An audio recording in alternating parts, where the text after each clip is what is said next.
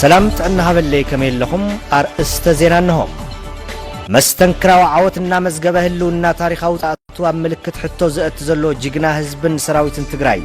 وحست تقراي زهانس سرعات دمنياتاتو ملئو مسفرسة رحيلهم وولاتنا أمرا رحان سراويت تقراي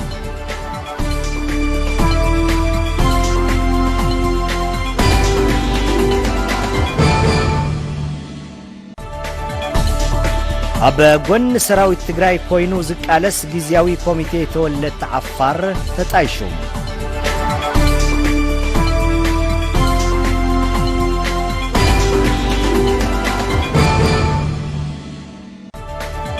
والتهدرات إثيوبيان ملافنتومن أبلع لتقراي قبن كينات كم زفتس أموزرئي مرداتات يركب مهلاو استفلاليا مع خنات زينا عالم سبسيبان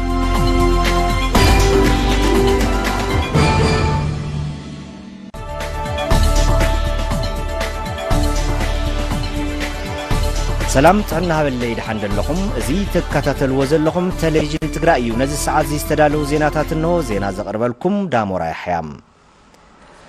مستنكرا وعاوتنا مزقبه هلونا تاريخاو صلاتو أب ملكت حتو زقت زلو جيقنا هزبن سراويتن تقراي وحست تقراي زهانس سرعات دمنياتاتو ملئو مسفرسة ترحيلهم أولاتن أمرارحان سراويت تقراي زاقيد زمزقو زلو عاوتات بمتنخار قال سهزب تقراي معلبك ركب أب هزب زلو ونن أب سراويتن مريحنتن استفتر عاقمن تتأناخيرو كقصل دما اتم مريحنتن سراويتن تقراي قليسو ملو حلوف كحساي كقربو أيوم صلاة هزب تقراي من بركاخ كم زي كال وشتو من دا أمنوون بلفنتي وريرموهم زلون زيلن عقمهم سنكيهم دفيرموهم دبديبموون أقافعموون إيوم مرالاون تاريخاون لعلنا زلو وهزب تقراي قنام عقبن كل سحاين قرن سامن تميتن تساويرهم بغلصمم بصناعاتن جغرنتن اتم بدهوتا سغيروم ناو عاوت بقيو يزبلو وتادراوي امرار حسراوي تግራይ وتادراو قمنان مدلاون سراوي تግራይ ابز حز اوان اب صبو كم زلو دما غليصوم حزنا بعلوانا نايت سرعتي وزي اطانا خيرو بحيل سب بايكونومي كم زمنم عينه طرطر يولو تغالالاينا دما ببغزيو ني حيل سب اقربت ناربه كفل سراويتنا خاب غزينا بغزي نعبيا نايوغ تخولنا كامنايت مالي نصلح نعبنا برغصنيانت زوم سرعات زياتهم ناو زي يشرحوا طرح زي كونس خمس سرعات داقم ناهيز تقراي سقات ناو زي يخونوا الدرجان مسرح زعقتنا ليتن قطر زناب يقارزن نزي خناتات زي تقاقيمو نقصال سرحاتي تاك سرحهم زلو ملؤ مدلاو يقبرلو تزاز رح يصبز له ስለዚህ አብታ ቀጽል ትብል ትዛዝ ብትዋወሉ ሙሉ ምድላዋት ወዲው خصنح ዝለዓለ ኣብ ምድላው ምዕራፍ ንርከብ ስለዚህ እቲ ወገን ብጣዕሚ ጽቡቅ ወነሎ ምንም ዝጎደለና ነገር ውን የለን ሙሉ ናይ ተወሳዓም ኣለና ሰራዊትና ውን ሕዙን ይዋጋይ ዘሎ እቲ ትምክሕተኛ ማሕራይ ክትንፈስ ስለ ዘለዎ ማለት ትምክሕተኛ ማሕራይ ጥራይ ዘይኮነስ ትምክሕተኛ ቁንጮ ዘሎ ናይ ማሕራይ በዓል ስልጣን داقم ناب تقراي كي يملس قرصا زغلا يغار نتالين قرصا خلالون قرصا زغلا يداو نتالين ملحس نتالين قرصا خلالون نواغا لنا معناته وغينا زلنا كلنا حز وغينا زلنا وغنا هنا يعرفن خبالي قال ببزلنا يخوينا نواغاينا زلنا مو ابز حصر غزي كتقالل يخلي زغينات زي لي امن دحر زغينات زغن عبي مدلاو يدلنا نحاول متنكارينا كن مخان يدلنا خطر مخان يدلنا نتا تقراي مستنكراوي عاوتنا مزقبم هلونا تاريخاو صلاتو اب ملكت حتو ياتو زلو جيغنا حزبن سراويتن تግራይ وحست تግራይ زهانت اسرعات دمنياتاتو مسزفر استراح ስለዝኾነም ዛግዲ ምዝገው ዘለው ዓውታት በመጥንኻር ኣብ ህዝብ ዘሎ ወነን ኣብ ተገዳላይን መሪሕነት ንስተፈጠረ ዓቕም ተጠናኺሩ ቅጽል ድማ ወሲኾም ገሊጾም መንግስትና ብዝበና ዳይሬክሽን ንኸይድ بسلام زفتح بسلام يفتح بحق زفتح بحق يفتح بحيل زفتح بحيل يفتح كل ما مارت تطقينا ግን ካብ ሕጂ እንዳሃር ኣብ ኤርትራ ዘለዎ ሰብ ስልጣን مسمحارو ሰብ ስልጣንን ምስ ኦሮሞ ሰብ ስልጣንን ሸጢሮም ዝኸድዎ ርሕቀት ዘለዓለም ኣብ ታሪኾም ዋጋ እንዳኸፈሉ ኸነውሪያ ዋጋ እንዳኸፈሉ ኸነውሪያ ካብ ሕጂ እንዳሃር أنا نهزي إيرترا مالتي بدنا أوري كنا نخاوم لا على البوليتيكا زردنا تاريخ زردنا حولنا زردنا سواتي نتهزبه يكون نتم راحتن ناتم من قد تختيلهم زخدوا إيرتراويان جن نزل عالم politically legally and بحيله بزد ليلون بحيلي درجة بدرجة واقع خفليه زي أنت زي غيرنا تجارها تجار يكون زي أفلت الله زم صلعت زيهم سر مساراتهم كساعد طفو اتكناستي من عام ختناستي من أنت زي كتسيلنا مليسهم هزب تقرأي وكينات كنبرك جورويا منهم ترتري له لذي هزبون كم تانعي مجمريو تقال لايون بتاعت كم تازا حلفها كمين تتصنع خميت عوت مهان بعضي وصل ذلو هزون نعمة أرشا كلهم صلاتنا كلهم بدفنا نا تقرأي نهزب تقرأين نببقال نمورار كم زي حسو كسكعن نقورم تتناهرنا هنقصل لنا صلاتي حزب تግራይ አበ ድሕረትን ድንቁርናን ሸኺሎም ነቲ አበ ልምዓትን ምርግጋጽ ውሕስንኡን ተጸሚዱ ዝነበረ ህዝብ ትግራይ ንድሕሪት ንምምላስ ኩሉ ዝከኣሎም ገይሮም ይገብራ ኣለውን ዝበሉ ቶም ወታደራዊ ኣመራርሓ ህዝብ ትግራይ ነዚ ታሪኽ ናይ ምቕያር ብቕዓት ከም ዘለዎ ግና ኣረጋጊጾምን የረጋግጽዎ ኣለውን ኢሎም ሰራዊት ትግራይ ኣብ ወልድያን ከባቢኡን ዓሲሉ ዝነበረ ክሳብ ኣፍንጭኡ ዝተዓጠቐ ሽሾ ሰራዊት ብምድምሳስን ወሳነ ዕጥቂ ብምምራኽን ናይ ብሓቂ ፈዳይሕነ ወለዶ ምዃኑ ዘመስከረሉ ምንባሩ ካብ ኣዘዝቲ ሰራዊት ትግራይ ሓደ ዝኾነ ተጋዳላይ ሃይለ ስላሰ ግርማይ ወይ ድማ ወድም በይተይ ገሊጹ ጸላይ ብዙሕ ሃፍተፍሲሱ ዘሰልጠኖ ኮማንዶ እውን ካብ ስዕረት ከድሕኖ ከም ዘይከኣለን እቲ ግንባር ጅግንነታው ስርሒት ዝተፈጸመሉ ምንባሩን ተጋዳላይ ሃይለ ስላሴ ወድም በይተይ ገሊጸሎ ገብረ መስቀል ኪሮስ ዝርዝሩ አሰናዲኡሎም حيات سراويت تግራይ ኣብ መዛዘሚ ወፍረዴታት ኣብ ቆቦን ከባቢውን ኣብ ወፍሪ ፀሓይ ብራቅ ድማ ኣብ ወልድያን ከባቢውን ኣሪዱ ናይ ሞት ሕየት ጻሪ ከካይድ ዝጸንሐ ሓይል ጸላይ ሰራዊት ትግራይ ነዚ ደምሲሱ ንሰሜን ወሎን ከባቢውን ብምቁጻር ዘበናዊ ዕጥቂ ከወነነ ተገሊጹ ብፍላይ ኣብ መዛዘሚ ወፍረዴታት ኣብ ግንባር ቆቦ ኣሪዱ ዝነበረ ጸላይ ጥራሕ እንተይኮነስ መልክዓ ምድራዊ ኣቀማምጣት ከባቢ ኣጸጋሚ ምንባሩ ዘዘኻኸረ ካብ ኣዘዝቲ ሰራዊት ትግራይ ሓደ ዝኾነ ተጋድላይ ሃይለ ስላሴ ግርማይ ወድም በይተይ ጸላይ ተዛቢዑ ንኽድምሰስ ኣሃዱታት ሰራዊት ትግራይ ዝዓበ እጃም ከም ዝፈጸማ ገሊጹ ቆቦ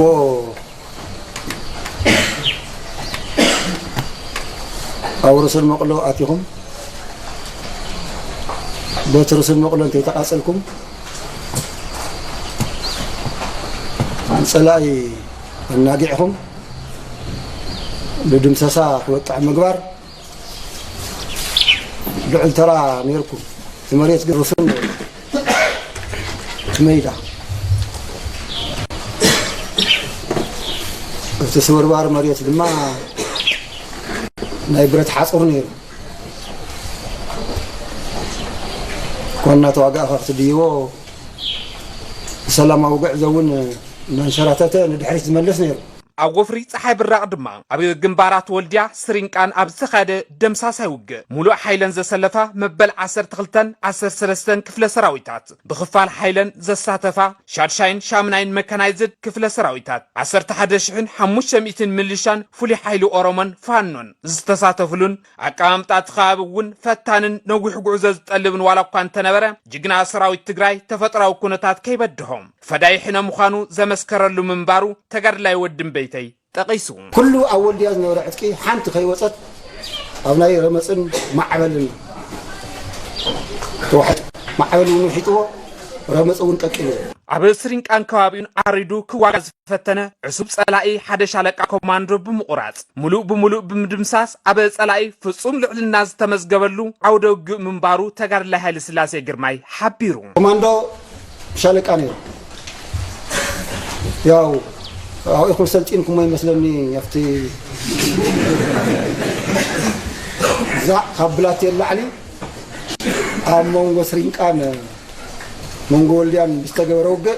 عبتوجوتات أو سلطينكم نتم السلطان مارككم فقوي عم غيركم تنبراتهم نبراتكم غيركم نايرة مسرح نمان أو رميسكم دعلكم عندكم اللهم قعدة زولكم ኣብ ግንባር ወልድያ ዝነበረ ኩሉ ዘሳተፈ ሰራዊት ምድምሳስ ጥራሕ እንተይኮነስ ጸላኢ ወኒንዎ ዝነበረ 8 ታንኪ 64 ኦራላት ብርክስ ዝበላ ተሽከርከርትን ኮታስ ሙሉእ ዕጥቂ ጸላኢ ሰራዊት ትግራይ ክውንኖ ምኽኣሉ ዘሕብን ዓወት ይሉ ተጋድላይ ሃይለ ስላሴ ግርማይ ናብ 8 ታንኪ ተባሪኸን ድምር ሓንቲ ታንኪ ተቃጺላ 10 መድፍዕ ማሪክኩም ይኹን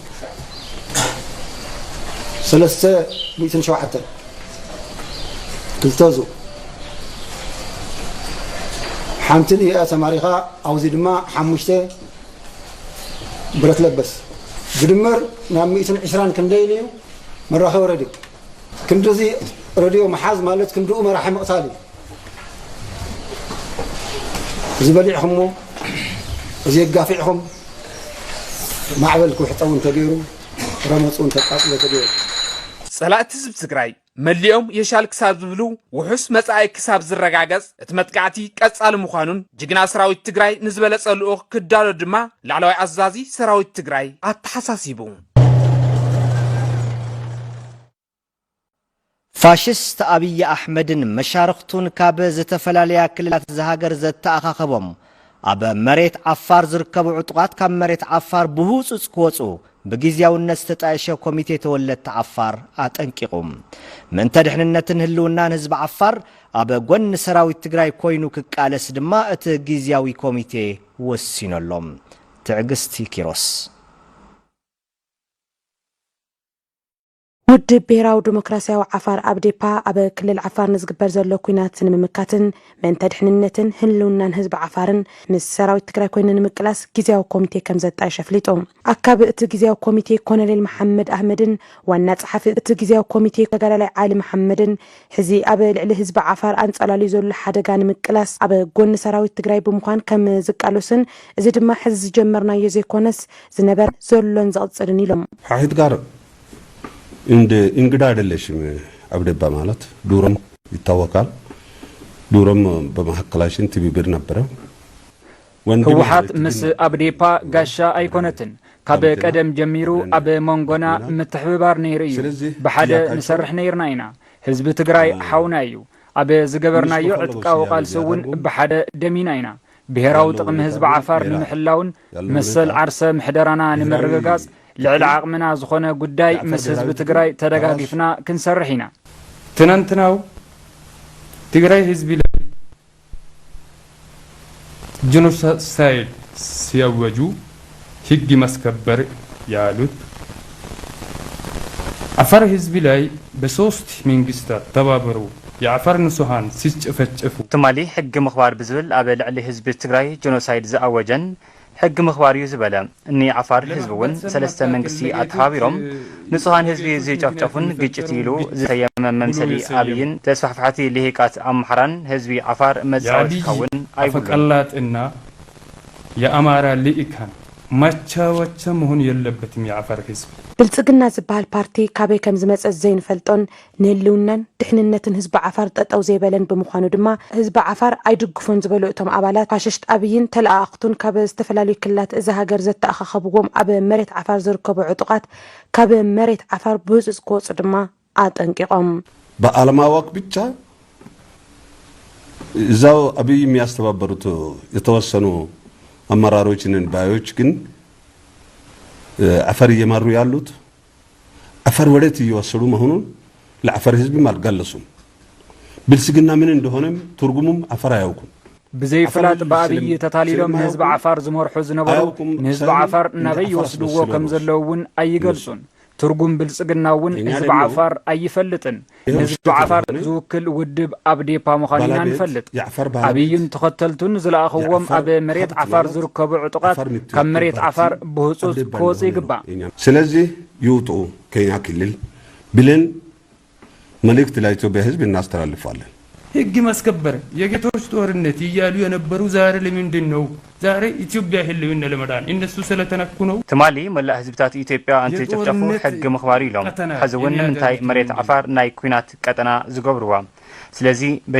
በጃኹም ልሂቃን ዓፋርን ምሁራንን መራሕትናን ዝኹሉ ጸገም ዝሕለፈ ህዝቢ ዓፋር ሕዚ እውን ኣማን ዘይብሉ ሞት ኣይትዳርግዎም ብፋሽስት ኣብይ ገለ ተወለድቲ ዓፋር ተታሊሎም ዝተጋገዩ ኣካላት ካብ ተግባሮም ክቆጠቡን ህዝቢ ዓፋር ንድሕንነቱ ኣብ ዘካይዶ ቃልሲ ኩሉ ክኸትትን ድማ እቶም ኣባላት ተላብዮም ማንኛው ዓፋር ተወላጅ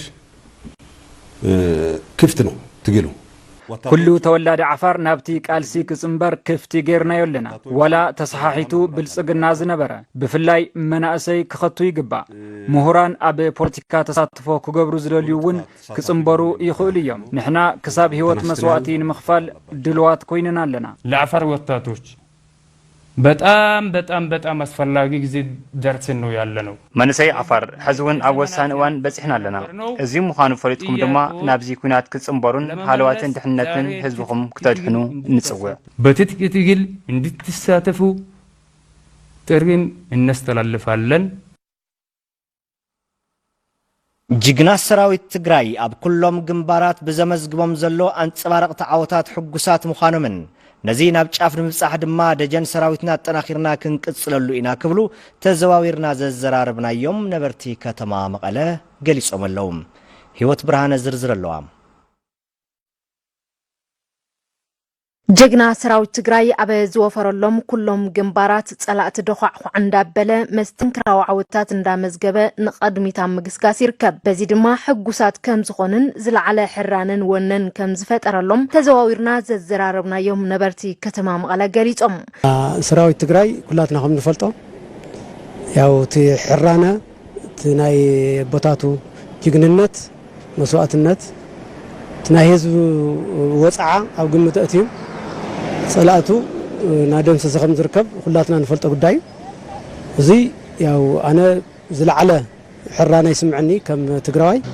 ያው ትረኻዓት ብጣዕሚ መሐጎሲ ናይቱ ለባዕና የመሐበሲ ሰራዊት ትግራይ ዘመዝግቦ ዘሎ ዓወት ብጣዕሚ ደስ ዝብል እዩ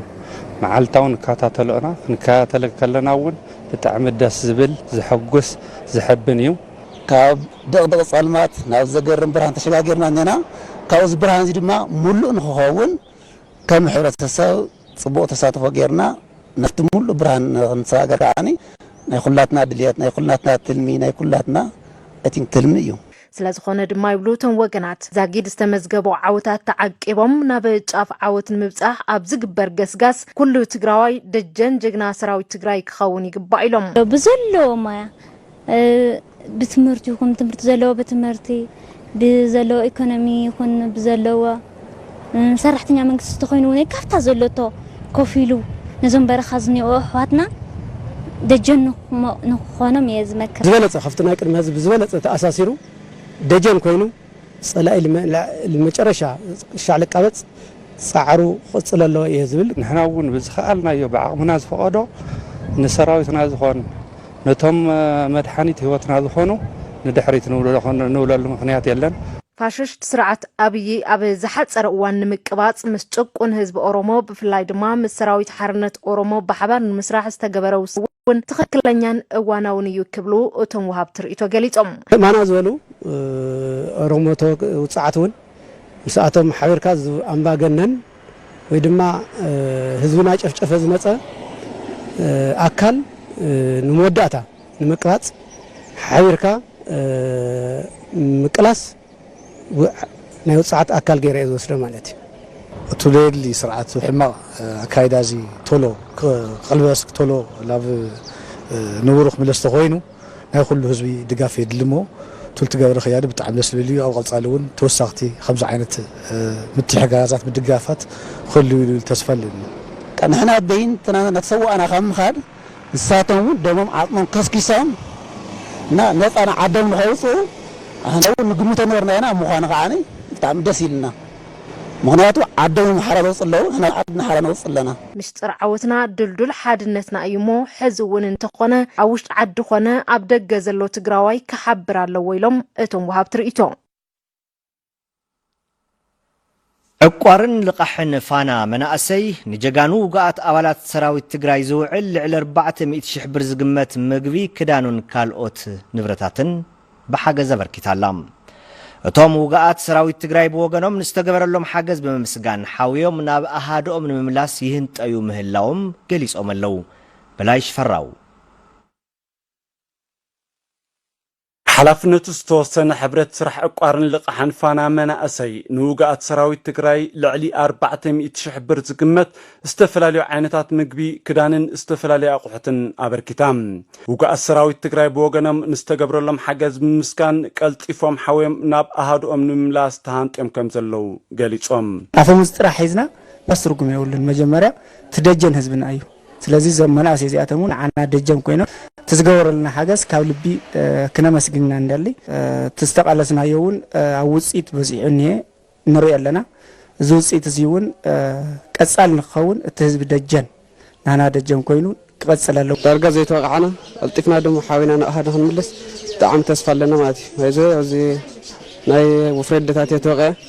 ወፍረደታት ሙቃይ ደማ ሓቡይ ስምዓና ማለት እዩ አተሓባባሪ ተማሕበር ማህደር ካሕሱ እቲ ሓገዝ ሰራሕተኛታት ታትካል ንጅግና ሰራዊት ትግራይ ኣብ ጎንድኹም ኣለና ኢሎም ናይ ሓደ ወርሒ ማህዮም ዘበርከትዎ ከም ዝኾነ ገሊፆም ነቶም ጀጋኑና ደጀን ንምዃን እቲ ዝገዛእናዮ ዓይነታት ከምቲ ትሪእዎ እቲ ናይ ማይ መጠራቐሚ ጎማ ኣሎ ምስ ናይ እንቋቑሖ ኣሎ ፀባ ኣሎ ፀባ ከባቢ 3000 ሊትር እንቋቑሖውን ከባቢ 15000 እንቋቑሖ ኣሎ ካብኡ መኮረኒውን ከባቢ 5 ኩንታል ኣሎ ማለት እዩ ንፀብሒ መስርሒ ክጠቅም ይኽእል እዩ ኢልና እቲ ክፍተቱ ናብኡ ስለሌለ ኢልና ሓሲብና ፀብሒ መስርሒ ጎላ እውን 3 ጎላ ኣሎ ብተመሳሳሊ ብረድስቲ ኣሎ እቶም ዝተፈላለዩ ብክዳን መልክዕ ዝቐረበ ነገር እውን ኣሎ ብናይ ሸሓነ ናይ መብልዒ እንጀራ ብኡ ዝተዳለወ ነገር እውን ኣሎ ኣብዚ ብድምር እቲ ናይ ትካልና ሰራሕተኛ ልዕሊ 420,000 ዝግመት ወይ ድማ ዝዋግኡ ዓይነታት ንብረት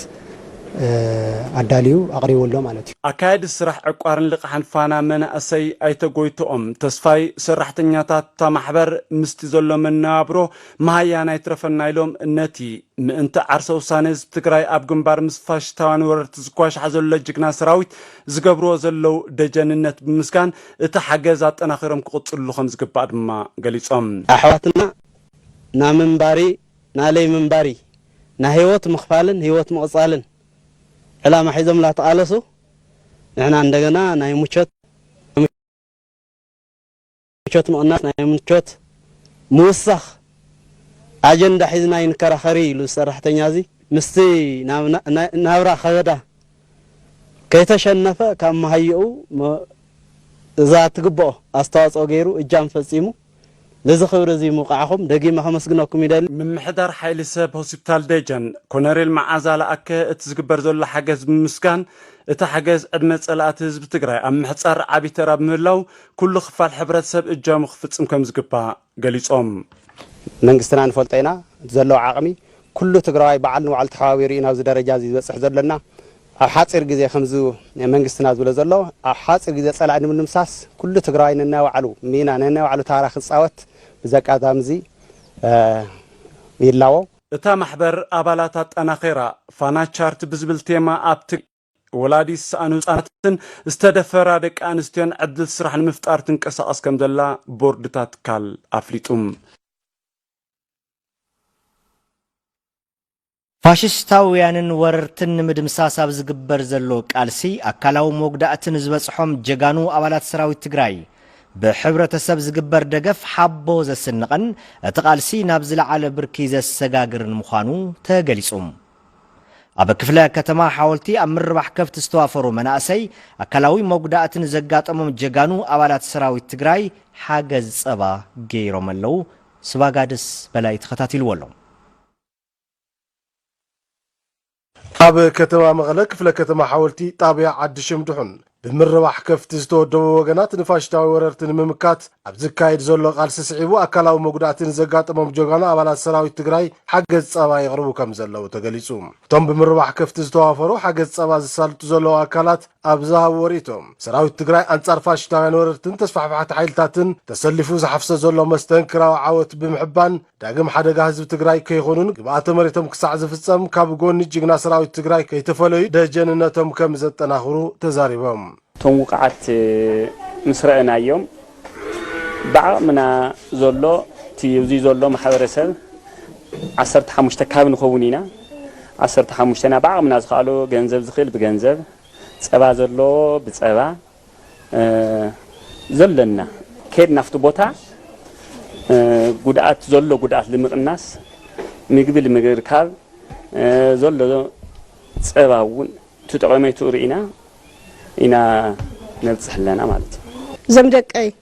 ኣምላኽ ምሳኹም ይካተላልና ምሕረት ይወርደልኩም ላልና ኣየኹም ወገንኹም ኢና እኔና እዞም ደቀይ ላልና ንሳቶም ዓላ ስሓቅ ይቐኒልና ክብረት ይሃበልና ኣላሉ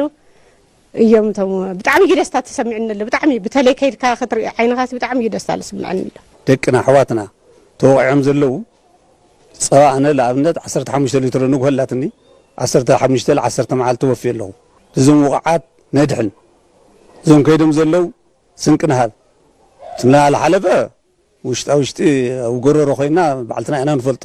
ትኸዚ እውን ብርሃን ካብ ረአየና ጾምና ሓዲርና ንሃብ ከፍትና እውን ጾመን ይሕደራ ኢና ኢልና ወሲና ካብ ደርሆ ፀሓይ እንታይ ፀደቕትና ኣላ ሰፈርና ነርና ደቅና ፀሓይ ፀዲቕ ኣምሽን ተቢሎም ባዕልትና ንፈልጦ ባዕልታ ሰኣትና ደገንት ኮይኖ ባዕልትና ንፈልጦ ህዚ ግን ወጊሕልና ሙሉ ብርሃን ይገበረልና ካብ ሞጆ ክገልፀሉ ሙሉ ሓጎስ እዩ ሕና ደስ ይብለና ዓይነም ክንሪኦም ከለና ሕረት ይሃወኩም ዞም ኣሕዋተይ ሰላኻትኩም ኢና ዝኩሉ ዓወት ረኺብና የለለና ሰላኻትኩም ናብ ዝበፅሕና ኣለና ኣለና እላኸድና ንሪኦም ኣለና ማለት እዩ መዓልቲ በዚ ከምዚ ነገር ግን ብጣዕሚ ሕጉሳት ኮይና ኢና ስራሕ ዜን ሰርሑ ኣለና ማለት እዩ ቃጻላይ ኸይደና እውን ሻዕ ዝቡ ነፃ ዝልወፅእ ኣብ ጎኒ ሰራዊትና ኮይና ብዘለና ልድሕሪት ትበልና ሃማና ዘሎ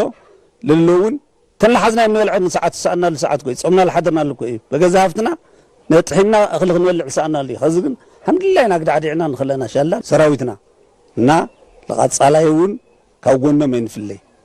መጉዳእቲ ንዝበፅሖም ጀጎና ኣባላት ሰራዊት ትግራይ ሕክምናዊ ሓገዝ ኣብ ዝወሃበሉ ሆስፒታል ኣመራርሓ ዝኾኑ ኣይተ ቴድሮስ ሃድራ ሓገዝን ተሳትፎ ሕብረተሰብን ዝለዓለ ሓቦ ዘስንቕ ካብ ምዃኑ ብተወሳኺ እቲ ግዱእ ቀልጢፉ ሓዊ መስርዑ ንክመልእ ኣብ ምግባር ዝለዓለ ብፅሒት ከም ዘለዎ ገሊፆም ተቐቢሉ እቲ ህዝቢ ናይ ምግብና ስርዓቱ ብዛኣጓቡ ንግሆ ቀትሪ ምሸት ክወስድ ኣብ ምግባር ዝነበረ ፃዕሪ እስካብ ሕዚ ኣይተፈለየን ማለት ህዝቢ ብተፈላለዩ እንተስ ብውዳበ ብማሕበር ኣቢልካ እንተስ ብውልቀ ኣቢልካ ዓብዪ ተስፋ ዘስንቕ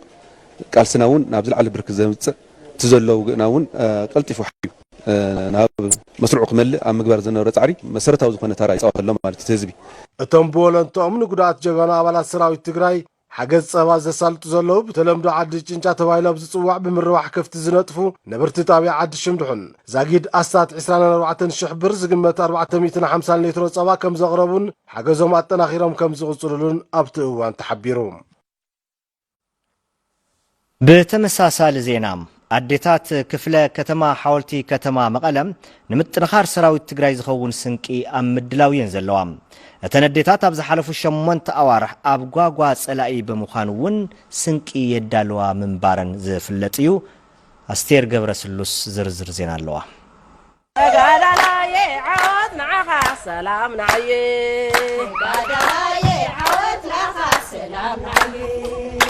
أديتات تجراي من تهلواتن دحنتن حزب تجراي أب جنبار نزكواش حزلو حيت سراوي تجراي نمتن خارج خاون سنكي أم مدلاوي ركبا بزي مسرت أديتات كفر حتى محاولتي طابع عدشم دحنون سنك سراوي تجراي يدالوا خمزلوان أتنا خيرا كم زقطلان قليتان سنك مدلاون عنا بتعن تان اشتاي نجاريا مالتي سلازي مسأته جميرنا سنك النادالنا أينا حزوني سألأينا كام مدر تجراي توسنا ملكو يسترفنا نمبر تتصريقو ايو حزبنا بكالوت كللات ون ابن محارا عفار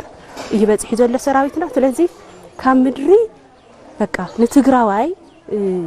ዝበጽሕ ዝነበረ ጥቃት እስካዕ መጨረሹ ትግራዋይ ውሕስ ክኸውን ሰላም ክረክብ ትግራዋይ አልሚዑ ሰላም ሰሪሑ ከአቲ ስለዚ ሰራዊትና እዞም ጸላእትና እዚኦም ካብ ምድረ ገጽ እስካዕ ዝጠፍኡ ኣብ ጎኒ ሰራዊትና ኮይና ስንቂ ክነዳሉ ኢና እተን ኣዲታት ፋሽስታዊ ኣሕመድን ውልቀ መላኽ ኢሳያስ ኣፈወርቅን ካፕተን ሰራዊት ብምትእኻብ ኣብ ልዕሊ ህዝቢ ትግራይን ምእማኑ ብዘጸገም ማዕለያ ዘይብሉ ግፍዕን ጨፍጫፍን ብዝፈጸሙ እኩይ ተግባር ከም ዘለዓለን እውን ሓቢረን በደል ናይ ዓደይ ወፃናይ ደቀይ ወፃናይ ወለደይ ናይ ሕዋተይ ኩሉ ተበዲሉ ኩሉ በረኻ ወፂኡ ተሸጊሩ ተጨኒቆ ዝኣተወሲኑ 8 ወርሒ ዝኣክል أحواتنا بركة تقميتهم عبعتي عالصرفي عبجدل تقميتهم عدساتنا تبدلن عدساتنا توسعن حصاونت هج زي بصحة عم عدام زي بص أحواتنا تعميصن بزح بدل بصحون حريرنا نديدنا نحنا ونسلكنا تلعنا لنا كونزي كورشنا الناس سنكتنا نادرقنا بوسنانا قولنا نا عطحنا اقرقرهم كنكتل تلعبنا لنا مولو تقراي تلعبنيو أبقراوان بأفريكاو جنرال الله بانغان كمون أديتاتن استسيمة صلاتي زدر عما عاوت حزدما نحد جزين نموداتان بوفرت صحيب الراز مزقب زلون حف زي بالعاوت دست خمس فترة لنون تزاربا بطعم داسي لني زيك عاني نخعوت دس سيل وسن زي بلو وسن زي بلو دس تسمعني قدم محبراتهم حجون محبرات كطفوهم عبيي دس سيلني بطعم تحبس بطعمي دس سيلنا لا بطعم مجلس ايبلين بنتاي مخغلصو ناي دقنا عوت نعاتهم نحن نسوسهم كم وصلي كم طواف لابولا تقاصلو لا انا سلام بممصوم بنتاي مخغلصو مجلس ايبلين بطعم زي لخغلصو سيكلن بطعم ناي دستا درب دستا درب عوت درب تحقاس بتعمي دس لي حقوسي وسني ولي بتعمي دس يلني ياو كافت نور هو عدو خينس لبلت ابزي مصي زو نغر زي مرعيس بتعمي حقوستي دس يلني صلايهم زغيرخا مكات مالت عوي كابنيشتي سكعوي سكعرغتي تلاعيلنا بتعمي وسني ولي دسيلني فاششتا أبي أحمد أف دق سعرت خوينو أقول فخران جهران ولا كترأي نحنا تجارو بزلنا تنكر حدنت ندحريت كيبلنا سألا إيمن لي يكسب زوجد كن الرواربي قباء بمال دما تلابين حبرت السبب أبيدو زركب ترى جنزبنا بانكي أتاوي بمقبار أقاتي مزلو قطباوي كلولاون مفتاح قدو كفتسم كم زقباء بانك نقدي إثيوبيا أنفر تجراي التحساسي واللوم يروساريم قبر مدهن حبرت السبب زحزوان أقلقلوت بانك نخركب تعرتات كوانت التجبرم أب تجراي بزلو حسرات ترى جنزب جنا وهبا أقلقلوت بانك تقاريتو كم زركب أب بانك نقدي إثيوبيا ديستريكت مقالة حلافي كفلي بيزنسن أوبريشنن أي تجرماي دستاجليت أفتنا مجمرة جزء إني استوصلنا إني حتصير جزء أقلقلوتات أوزته هالو بوسم والقعد تفتح مخفليتات له كون ده حرجن إن خفلة زلنا متن خفليتون تمتعتان إيمالك على سرحتني أتت من قستون دموزهم خمسة رهوي فلت يا تم بجت زلهم على تاي تم خفلهم زغل بجت زلهم عقم زلهم نساتمون خفلي تهالون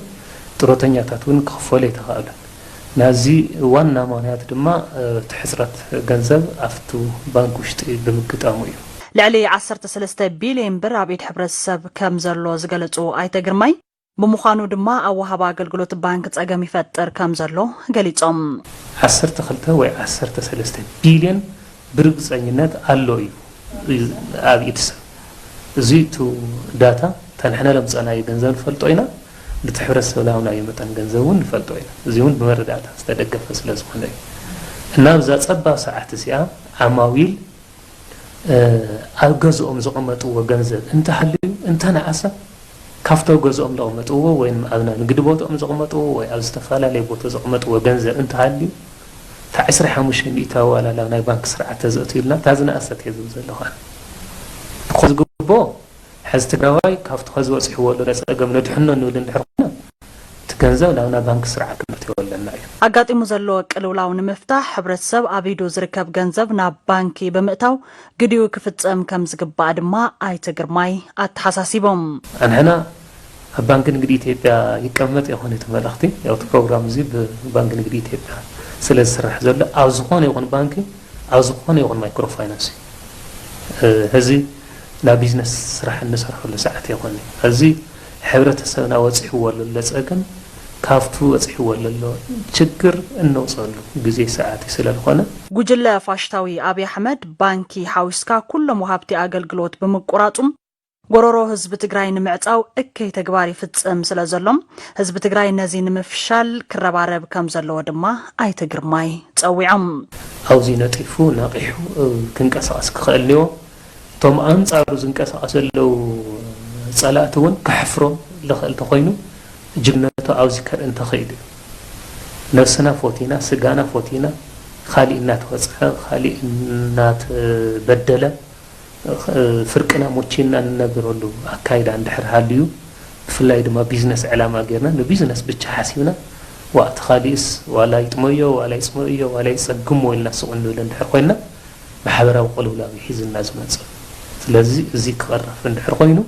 نتحጋገዝ እዩ ዋና መልእኽትና መንግስቲ ትግራይ ኣብ ኢድ ነጋዶ ሰብ ሃፍትን ሕብረተሰብናን ዝርከብ ገንዘብ ናብ ባንኪ ብምእታው ዕድመ ጸላእትና ክንሕጽር ይግባእ ኢሉ ጻውዒት ምቕራቡ ድማ ዝዝከር እዩ ዩኒቨርሲቲ ራያ ማዕስከር ወተሃደራት ፋሽስታዊ ጉጅለ አብይ አሕመድ ኮይኑ ምጽንሑ ኣብ ከይዲ ምሃር ምስትምሃር ጽሩዋ ይፈጥረሎም መንባሩ መምህራንን ተማሃሮነት ዩኒቨርሲቲ ተዛሪቦም እዮም ሃፍቶም ረዳት ሰናዳ ዜና ኤፍሬም ገብረ ኪዳን ድማ አቅራቢ እዩ ትካላት እምነት አብያተ ትምህርቲ ላዕሎት ትካላት ትምህርትን ካልኦት ተዛመድቲ ቦታታትን ኣብ ዝኾነ እዋን ወተሃደራዊ ማዕስከራት ክኾና ከምዘይክእላ ዓለምለኻዊ ሕግታት ይድንግጉ ኮይኑ ግና ፋሽስት አብይ አሕመድን ከምኡውን ውልቀ መላኺ ኢሳያስ አፈወርቅን ኣብ ትግራይ ብዝፈጸሞ ቁልዕ ልፍንታዊ ወራር ብርክት ዝበላ አብያተ ትምህርትን ትካላት እምነትን ትግራይ ማዕስከራት ወተሃደራት ዞም ደመኛታት ህዝቢ ትግራይ ኮይነን ጸኒሐነን ዘዘራረብናዮም መምህራንን ተማሃሮን ዩኒቨርሲቲ ራያ ኣብ ዝሃብዎ ርእይቶ እቲ ዩኒቨርሲቲ ማዕስከር ወተሃደራት ፋሽስት አብይ አሕመድ ኮይኑ ምጽንሑ ኣብ ከይዲ ምምሃርን ምስትምሃርን ዝለዓለ ጽልዋ ከም ዝፈጠረ እዮም ዝገልጹ ዓለምለኻዊ ሕግን ምስቱ ሃገራዊ ሕግን ዝጻባእ ዝነበረ ኩነታት እዩ ምክንያቱ ኣብቱ ዩኒቨርሲቲ ወተሃደራዊ ማዕስከር ገይሮም መምህራን ብነጻነት ከየምህሩ ተማሃሮ ኣብ ተማሃሮን ኣብ ብብሔሮም ብግዛዖም እናኸፋፈሉ ካብኡ ሓሊፎም ውን ብብሔሮም ተማሃሮ ብለይቲ ምስኣቶም ክኸዶም መጨረሻውን ብምግባር ኣብቲ ዩኒቨርሲቲ ሰላማዊ ዘይኮነ መምሃር ምስትምሃር ክገብሩ ብጣዕሚ ብዙሕ ጽዒሮም እዮም ላዕለዎት አመራርሓ ናይቲ ዩኒቨርሲቲ ማእከላይ አመራርሓ ናይቲ ዩኒቨርሲቲ መምህር ተማሃራይ በሙሉ በጣም በከቢድ ጽዑንቶ ኢና ሓሊፍና በመጀመሪያ የኢትዮጵያ ሰራዊት ነበረ መከላከያ ከዛ እነሱ ሲወጡ ብዙ ጓደኞቻችን ተከተለው ባልገባቸው ሄደዋል ቅድም ክብል ወተሃደራት ኢትዮጵያ ኣብዚ ዩኒቨርሲቲ አስኪሮም ነይሮም እዮም እዞም ወተሃደራት ክወፁ እንተለው ድማ ብዙሓት መሓዝትና ከይተረድኦም ደድሕሮም ከይዶም እዮም ንዓኣቶም ኣሚንና ዝመጻና ይመስል ማለት እዩ ንሕና ናብዚ እንትንመጽእ ንህዝቢ ኣሚንና እዩ ናብዚ ድማ በቂዕና ኣለና መሓዙትና ግና ብሰንኪቶም ወተሃደራት ካብ ምረቓ ክተኣጋገሉ ክኢሎም እዮም በጣም አስቸጋሪ ነበር ማለት አጋጣሚ አናቅም ነበረ ሰኔ አንድ ቀን ወታደሮች ሲወጡ ከግቢ አዚዩ አሸጋሪ ኩነታት ሕሊፍና ኢና እቶም ወታደራት እንትወጹ በርከት ዝበሉ ተማሃሮ ሰንቢዶም ምስኣቶም ከይዶም እዮም ካብዚ ዘለለ ንስተረፍናውን ቀልብና ናብ ትምህርት ንኻይኸውን ገይሮም እዮም ንሕና ንህዝቢ ሒዝና ትምህርትና ክነቋርጽ ይካኣድናን ናብዚ ድማ በቂዕና ኣለና ኣብዝና ከዚ ኸይድ ማር ምስትማር ነራ ዋና ጽላው ኔጌቲቭ ሳይድ ለዎ ማለት ያው ተማራ ኣብ ዘለዎም ንምናል ነዎም ሸውሃት እና ምሸት ምሽተለ ድማ ላይብረሪ ክኸዱ የጸግሞሎም ነይሩ قادما موراليت ناتمار ድማ ንኩጉዳእ ተገይሮም እቶም ተማሃሮ ፋሽስት አብይ አሕመድ ኣብ ትግራይ ኩሎም መራኺታት ክዕጸው በመግባሩ ጻንሒቶም ዝኸፈአ ገብሮ ከም ዝኽኣለ ድማ ወሲኾም ተዛሪቦም ብዙ ችግሮች አሳልፈናል ቤተሰቦች እየተጨናነቁ ብዙ ጸገም አሕሊፍና ኢና ቤተሰብና ተጨንቆም እዮም ግልጋሎት ስልኪ ኢንተርኔት ብምዕጻው ማለት እዩ ህዝቢ መጫው ደስ ዝብል ህዝቢ እዩ ዝገበርሉና ሁሉ ድማ ብስም ፈጣሪ ነመስግን በጣም ያስቸጋሪ ጊዜያት አልፈን ነው ቢያንስ ወደ ሁለት ወር እየዳለው ጊዜ ኮኔክሽን ባንክ ኔትወርክ አገልግሎት በሌለበት በጣም አሸጋሪ ዋን ሕሊፍና ኢና ናሳት ክልተ ወርሕ ዝኹን ይኹን ግልጋሎት ስልኪ ባንክን ካልኦት መራኸብታትን ኣብ ዘይነበረሉ ዋን ኮይና ኢና ተማሂርና ጥንኩርን ዕላማ ደው ዝበለን ዩኒቨርሲቲ ስለዝኾነ ድማ ትምህርትና ከይተኣጓጎልና ተመሪቕና ኣለና ከቤተሰብ ያው ፊት ኮኔክሽን ሳይዘጋ ስንገናኝ ነበር ኔትወርክ ቅድሚ ምዕጻው ምስ ቤተሰብ ንረኽበሉ ኩነታት ነይሩ እዩ ኣብዚ ሕዚ እዋን ግና ጸገም ኮኔክሽን ስለዘሎ ምስ ስድራና ክንረኸብ ኣይከኣልናን ቤተሰብና ብህይወት ዘለና ኣይመስሎምን ኮይኑ ግና ነዚ ጸገም ሰጊርና ናብዚ በቂዕና ኣለና እሞ ይቐኒልና ዩኒቨርሲቲ ራያ ዘጋጠሞ ጸገማት ብጽንዓት ሰጊሩ 754 ተማሃሮ ኣመሪቑ እዩ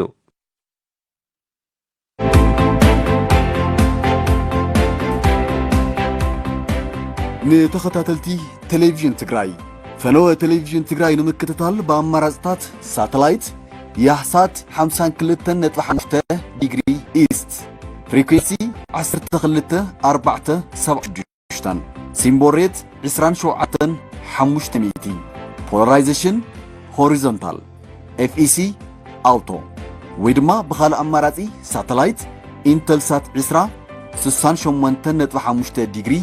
ኢስት ፍሪኩንሲ 12.522 ሲምቦሬት 30 ፖላራይዜሽን ሆሪዞንታል ኤፍኢሲ አውቶ ኢልኩም ክትከታተሉ ትኽእሉ ምዃንኩም ክንሕብር ንፈቱ ቴሌቪዥን ትግራይ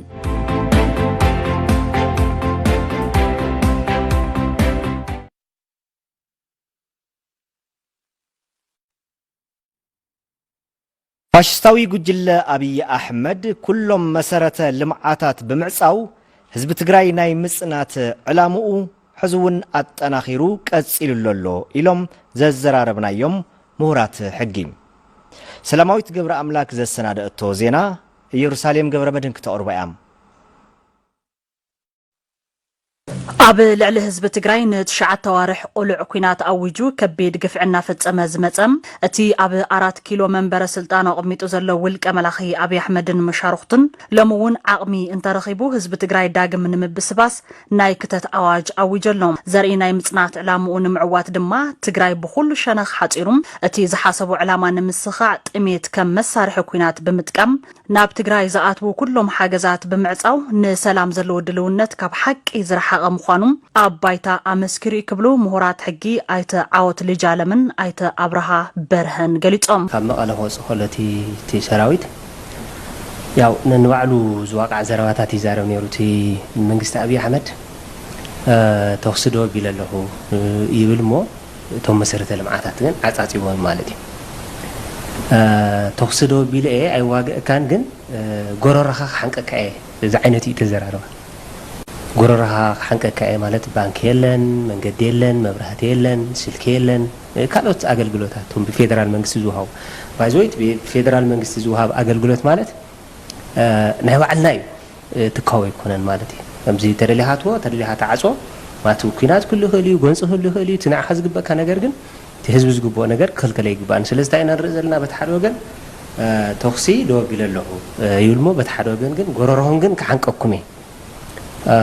እዚ ብጭቡጥ ኒ ማለት ንሰላም ቁርብ እዩ ንምባል አጸጋሚ እዚ 8 ወርሕ እኳ ኸያኽሎ ናይ ተኽሲ ጠጦም ማለት ስጉም ተወሲደ ኢሉ ዋላ እንተኣወጀ ይኹን እምበር ብኣየርን ብምድርን ዘሎ መራኸቢ መንገድታት ኩሎም ተዓጽዮም ካብ ኢትዮጵያስ ንሕና ንቐርብ ዝበሉ ማለት ኢልካ ክትገልጾም ትኽእል ዓለም ለኸ ገበርቲ ሰናያት ሓገዝ ንኸይገብሩካ ብዙሓት ተጻዋዕታት እዮም ናጋጦም ጸኒሖምና ድምረ ቢልካ ክረአ ከሎ ካብ ትግራይ ዝወፅሉ ምክንያት እውን ብስዕረት ምዃኑ እዩ ዘረጋገጽ ካብዚ ዝብልዎ ዘለዉ ናይ ኩናት ማነው ናይ ሲዝፋየር ወይ ድማ ኩናት ተጠው ናይ ምባል ስጉምቲ ዝብል እውን ትኽክል ከም ዘይኮነ እዩ ዘረጋገጽ እቲ ብመንግስቲ ትግራይ ዝቐረበ በዓል 7 መግለፂ ቅዋም ሕጋውን እዋናውን ስለ ዝኾነ መንግስቲ ትግራይ ንሰላም ዘለዎ ቅርብነት መንፈሰ ሓላፍነቱ ዘመላኽት ምዃኑ እውን እቶም ሰብ ሞያ ሕጊ ኣረዲኦም ተወሪድካ ክትዛተይ ትኽእል መጀመርታ ዝወረረ ካብ ቦትኡ ይወፅእ ማለት እዩ ሰራዊት ኣምሓራን ሰራዊት ኤርትራን ወሪሮም ኣሎ መጀመርታ እዚኦም ካፍቲ ወሪሮሞ ዘሎ ይወፁ እቲ ተዓጻጺ ዘሎ ይኽፈት እቲ ዝተመዛበለ ህዝቢ ናብ ዝነበረ ይምለስ ንኽምለስ እውን ዘልዮ ሓሳ ሓደ ሓደ ሓገዝ ትገብረሉ እዚታት ምስ ገበርካ ብዛዕባ ናይ ቀጻሊ ግን ንዛተይ ዝበሃል ዘሎ ንዓይ ዘኒ ትርጉም እንታይ መጀመርታ ናፍቲ ቅድመ ኩናት ዝነበርናዮ ኩነታት ንመለስ ብድሕሪኡ እንታይ ዘባእሰና ዘሎ እንታይ ዘጓንፀና ዘሎ እንታይ ኮይና ኢና ናብ ኩናት ኣቲና ንቐጻሊ ከመይ ኢና ክንከውን ዝብል ግን ኣብ ጠረጴዛ መወዳእቱ እውን ከምቲ ብተደጋጋሚ ዝገለጽ ዘሎ ብጠረጴዛ እዩ ዕልባት ዝረክብ ሞ እዚኦም ምስኮኑ ግን ኮፍ ኢልና ንዛተ ዝብል ትኽክለኛ ማለት ቅቡል እዩ ናይ ህዝቢ ትግራይ ድሌት ቁጥሪ 1 ሰላም እዩ ዝደሊ ህዝቢ ትግራይ ሰላም ምስ ረኸበ ካብ ዝቐጽሉ እንደገና መስዋዕቲ ዝኸፈለሉ መሰል ዓርሰ ውሳነ መሰል ዓርሰ ምሕደራ ክረጋገጸሉ እዩ ዝደሊ ህዝቢ ትግራይ ካብዚኣቶም መሰል ዓርሰ ውሳነ ክንብል ከለና ኮላይ ግዛታዊ ሓድነቱ ኣብ ግምት ዘእተወ እዩ ዝደሊ ህዝቢ ትግራይ ግዛታዊ ሓድነት ብዝኾነ ይኹን መልክዕ ኣሸራርፍ ኣይደለን ስለዚ መንግስቲ ትግራይ ካብተን ዘቐመጠን 7 ድሓር እውን ዝወሰኸለን 2 ዝኾና ተዘትጋገሽ ስለን ኩለን ደሚርና ካብ ዘቐመጠን ቅድመ ኩነት ዘን ዓንቱ ዝብለን ዝነበርኩ ናይ ህዝቢ ትግራይ ድሌት እዩ ኣቐሚጡ ዘሎ ስለዚ ናይ ህዝቢ ትግራይ ድሌት ዘቐምጥ ብናይ ህዝቢ ትግራይ ካርድ ዝተመረፀ መንግስቲ ስለ ዝኾነ ሕጋዊ እዩ ናይ ህዝቢ ትግራይ ድሌት ዘፈጽም ብህዝቢ ትግራይ ዝተመረፀ ስለ ዝኾነ ዴሞክራሲያዊ እዩ በአንጻር እዋናውነቱ ክንርኢ ከለና እውን ናይ መጀመርያ ናይ መንግስትነት ቦታ ምስ ተረከበ ካብኣ ጀሚሩ እዩ ዘን ቅድመ ኩነት ኣቐሚጡ ዘለና ወሳኺ ካደሎ ንምስ ግዜያዊ ዘሎ ምዕባለና ርአየ ስለዚ እዋናዊ እዩ ልዕልነት ሕጊ ንምርግጋጽ ኣብ ዝግበር ቃልሲ ኩሉ ትግራዋይ ዝተመንዝዐ ጥቕምታቱ ግቡኡ ክረክብን ውሕዝ ዝኾነ ዜጋ ንምፍጣር ሓድነቱ ከጠናኸርን ድማ እቶም ምሁራን ሕጊ ሓቢሮም ኣብ ከተማ መቐለ ሕፅረትን ናህር ዋጋን መድሓኒት ከም ዘሎን እዚ ሕፅረት ቀረብ መድሓኒት ኣካል መኸተና ብምግባር ህዝቢ ትግራይ በብዓቕሙ ክትሓባበርን ክደጋገፍን ሰብ ሞያ መደበራት መድሓኒት ከተማ መቐለ ፀዊዖም ወልዳይ ገብረ እዩ ኣዘራሪብዎም ወይዘሮ ኣብረህ ደባልቆው ነባሪት ከተማ መቐለ እየን ሕማም ኩላሊት ንዘሎ ወደን ዝጥቀሙ መድሓኒት ንምርካብ ዝሓለፉ ሰሙናት ናብ ዝተፈላለያ ትካላት ሕክምና ዝተዘዋዊረን መድሓኒት ንምርካብ ዝገብሮ ፃዕሪ ኣይሰመረን ነባሪት 17 እዩ ንዝኾነ ሕዚ ወደና ሓሚምና ናይ ዲያሊስ ናይ ኩላሊት ምሕፀብ ማለት እዩ ቱቦ ስእየ ከተማ መቐለ ብምሉእ እየ ኸይደ ካልእ ኣቕረ ሆስፒታል መቐለ እውን ኸይደ እየ ሕዚ መጨረሻ ዕድለይ ክሙክር ኢለ ኢላ እዚኣ ክምፅእ መፅአኒ እዮ ስለዚ ጠቕላላ ያለይ ዝቆልዓ ግን ኣብ ኣፍ ሞት እኒሆ ምሓረና እዩ ማለትና ናይ መድሓኒት ችግር ሰም ዘሎ እዩ ኣብዚ ሕዚ ሰዓት ቀረብ መድሓኒት ጠጠው ምባሉ ስዒቡ ሕፅረት መድሓኒት ብሰፊሑ ከመ ዘጋጠመ ድማ ሰብ ሞያ መደበር መድሓኒት ተዛሪቦም ምስቲ ዘሎ ኩነታት ሕፅረት ብጣዕሚ ሕፅረት ናይ መድሓኒት ተጋጢመና ኣሎ በተለይ ቶም መሰረታዊ ዝበሃሉ መድሓኒታት የለው እዚኦም ድማ ያው ሓና نمطم كاب مقالة للو ناي مدحيت مكفافلت نا ياو KFC البحال إنه ناي منقص الدرجتنا موز حق زين جزء اليوم لم تصوبه كاب فيدرال كاب ديسابا ينيرو تو خززل له قناتات ساتم تقروت كنا نصلنا كعادي كاب ديسابا المسنرة مقدرات جلسة العز مدحيت خم دليت خمسة عليه سكريتي واسنا لو كان جرات جلون اللي مدحيت كتم تخلها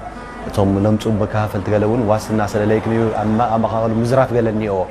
توم أبا مدبر مدحاني زون حمد حنتات قنا أبا ما أخل مكفافل مدحاني زون حمد حنيتات نواجا مخبار كم زلهم توم صوميان جليسهم وسخ تفكر إيه الساعة تزي خنياتو كان يزمزة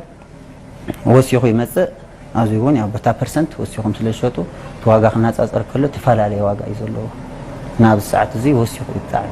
صوب سنة نشتنا قاسيبها شو قال جزء يجن تايو حد نقدر نسمع قالينا ولا بعلي لي قات من نخليو لمس عليه كابيل تقول خبرت جز قال منامن مو لحرينيش أنت بتلها سب تعميلين جز أرشوني اللي سجمات جلس الله قاله بتي أبا مونجو قربنت على نجات مزلوا سجم زي من متتان تكالات جبرت سنة حجز كجور كم زجباون وصيهم حبيرهم ترادو حق زانا إلى هجرات استخدم تزح حق زانون ياو أو حجز أنت تحسي نحرة السنة ملء بملء نحنا عقمنا بزفاقده ملء بملء حجز كنا قرب بتنزل لوانا أو واجانا نحنا بتنزل لواجا كيوسخنا نسرح حوري تعلم بناتي ما بمرحيت كنسكون يجبنا اليوم كن زم سألتنا نبالو حاد مسارحي ناتو نسبة تقرأ سكوني يتويلو بحسبوا له نجار سلالخنا من أي مفتاح لعمتها تأيو ترادو لخونهم رجيتات انتهى اليوم الساتهم التخالون مثل تزولو كفتات ناي مرحيت كفتات طوله نكمل بتلي عندما الوصول مرحيت عنه ناي شكر مرحيت له هذا أوي تجر مرحيت لنا ناس نمرو مرحيتات له لا هوت مرحنت البحالو لايف سيفينج دراجز نولو مرحيتات له سبيشالي دي أتم تقرأ تغيير لهم نساعدهم ديل غيرنا الساتم تم قروت تتشفن زيون تم مخته جلري خاتايو ابايليل اخاليو نلو نتحاور خانت قال انفورميشن هتقابلنا جلسي انا همزي مدحيت لنسخه همزي مدحيت لك هذا اكسبيرت يكون معلتك يحلف سووا لي تتقموا اللي قالك يكون مالتي خمزيات قالون للناس بتللنا ايكونوميكالي غيرنا كنت كامل قالك نخللنا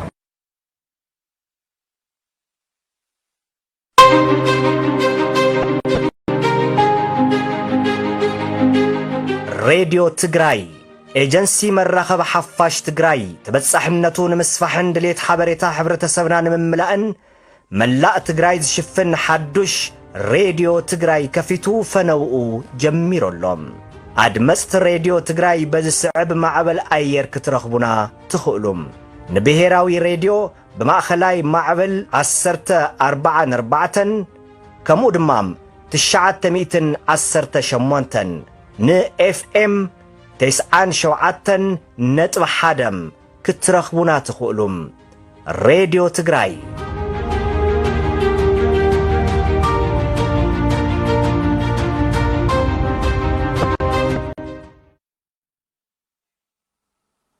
أب زحالفو شمونت أوارح أب تجراي بزعوا استفتصمو جبنات كينات